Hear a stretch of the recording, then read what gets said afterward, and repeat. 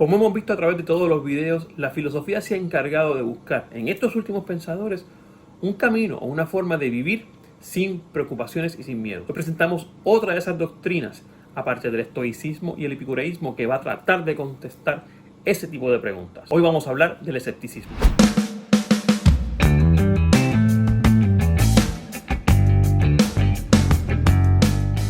Estas tres escuelas unidas, epicureísmo, estoicismo y escepticismo, se suelen ofrecer o se suelen enseñar de una manera como cerrando lo que es la filosofía griega, de paso a lo que va a ser la filosofía romana y eventualmente la Edad Media. Pero no se puede dejar de hablar del escepticismo. Ya hablamos del epicureísmo, ya hablamos del estoicismo con Zenón, ahora vamos a hablar del maestro, del filósofo Pirro de Elis y su doctrina o su propuesta filosófica que se va a encargar o se va a basar en dudar de todo para poder entonces conseguir la felicidad libre de preocupaciones.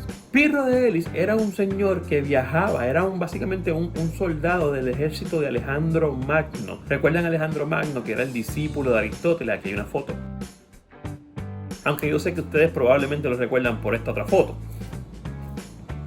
De cualquier manera, Alejandro Magno fue ese emperador que cubrió bajo su poder lo que se conoce desde Grecia hasta lo que se conoce hoy como Pakistán, o sea, una cantidad inmensa de territorio. Como parte de su ejército y de sus líderes estaba este señor Pirro de Elis, que una vez se terminan las conquistas y muere Alejandro Magno, se va a dedicar a regresar a su país a vivir una vida tranquila y simple, lo que va a ser la base de su doctrina filosófica. ¿De dónde él saca esta doctrina filosófica? Bueno, bastante había viajado y había llegado a lugares incluso como lo que es hoy la India, y de allá aprendió bastante de unas personas que ellos van a llamar gimnosofistas. Ese es el término con el que los filósofos griegos llamaban a los filósofos de la India, gimnosofistas. Personas que iban a rechazar cualquier tipo de bien material, ropa, comida, bienes externos, que no condujeran a la felicidad. O sea, se iban a mantener en una vida completamente simple, completamente libre de toda atadura material. Esto lo vamos a ver en algunos filósofos también de Grecia. De hecho, ya lo hemos visto en algunos filósofos de Grecia.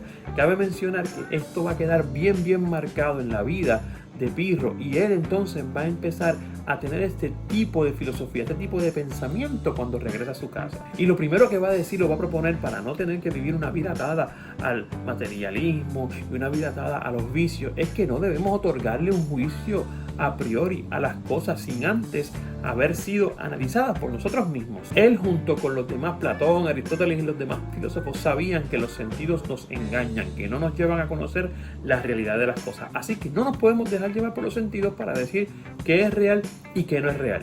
Lo interesante es que este señor Pirro de Elis nunca dejó como un libro fundamentado con su filosofía de vida ni nada. Sabemos de él porque sus discípulos comenzaron a escribir, y sobre todo próximos o posteriores filósofos van a escribir también acerca de las enseñanzas de Pirro. Pirro, cuando dejó la guerra, les voy a contar un chisme histórico.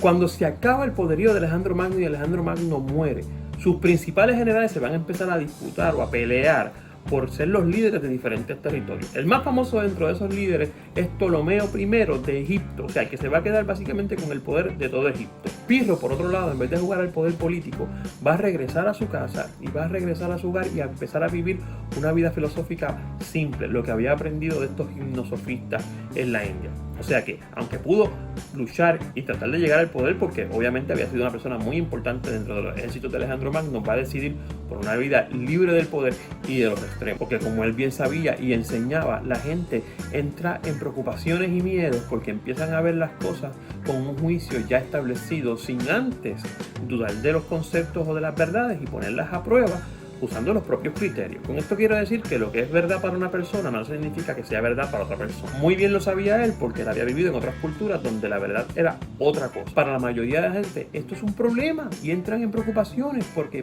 para cada cosa establecen un juicio y se enjuician a sí mismos o se prejuician a sí mismos porque ya las cosas tienen una verdad como establecida. Esto de la duda del escepticismo va a ayudar a estas personas a decir, yo voy a dudar de que eso que me dicen es verdad.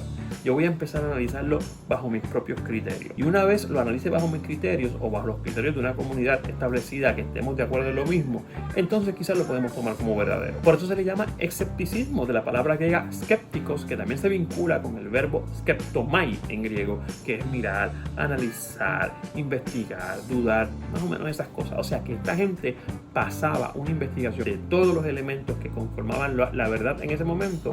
Y eso comenzaba por la duda. Interesantemente, Descartes va a tomar la duda como principio metódico para establecer su filosofía en la modernidad. Pero ya esta gente en Grecia estaban hablando de eso hace muchos años atrás. Finalmente quiero decir que escepticismo no es lo mismo que negacionismo. Los escépticos no niegan del todo la realidad. Lo que niegan es los juicios a priori. Si podemos estar de acuerdo en una verdad y podemos constatar esa verdad y explicarla utilizando nuestros propios medios y nuestros propios criterios, entonces va a ser verdad. No es negacionismo, ni la gente que todo lo niega. Nietzsche todavía no. O sea, no es el principio del nihilismo. Esta gente sí acepta las verdades una vez comienzan con un proceso de duda y pasan a ser examinadas. Después de haber tocado estas tres escuelas de filosofía griega, epicureísmo, estoicismo y escepticismo, nos podemos lanzar a visualizar otras filosofías que van a ser no tanto de Grecia, sino de los lugares más cercanos a Grecia y que van a servir de preámbulo para entrar a la filosofía romana y eventualmente a toda la filosofía que va a venir con la Edad Media. Nos vemos.